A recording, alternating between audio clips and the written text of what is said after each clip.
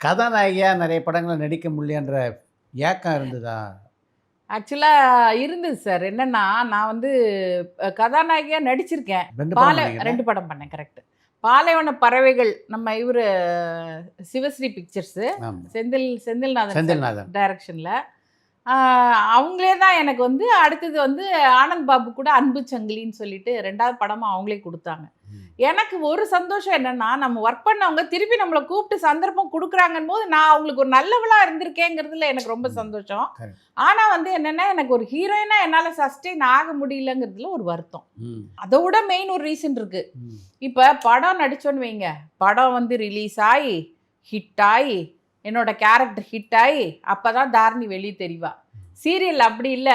இன்னைக்கு நடித்தவொன்னா நாளைக்கு காலையில் நான் வெளியே போனேன்னா மங்கேல மேஜி அப்படின்னு எனக்கு அந்த ஃபேம் அது வெளியில் போனது அது எனக்கு ரொம்ப பிடிச்சிருந்தது. மேம்படுத்தப்பட்ட சமூக பொருளாதார வளர்ச்சியை அடைய மக்களுக்கு வழிகாட்டுவதே மக்கள் நீதி மையத்தின் முதன்மை பணி.